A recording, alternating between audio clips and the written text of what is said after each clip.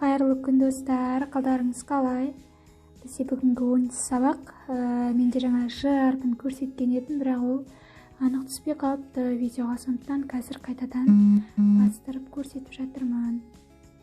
Осындай біздерде ж әрпі 3 элементтен тұрады. Бірінші дөңгелетіп түсіреміз, сосын ортасындағы байланыстыратын сызықтарды жазамыз, сосын келесі жарты дөңгелек шеңбер сияқты қылып, жарты шеңбер секілді жазатын боламыз. Байқап қарасаңыздар, мен әріптерді жаңағы клетка тұр ғой, арнайы көркем жазуға арналған клетка, сол клеткаға толтырып әдемі қылып жазып жатырмын. Бұл көркем жазуға арналған дәптердің өзінің, бұған жазудың өз маңызы сол да негізі.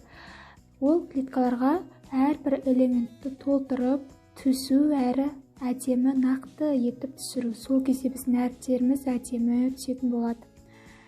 Мұнда ж әрпінің элементтеріне мән беріңіздер, және де дәптерге түскен кезде қалай түсіп жатыр, қалай түсу, қалай жаңағыдай қиғашталып жазылып жатыр, сонысына мән беріңіздер әріптің.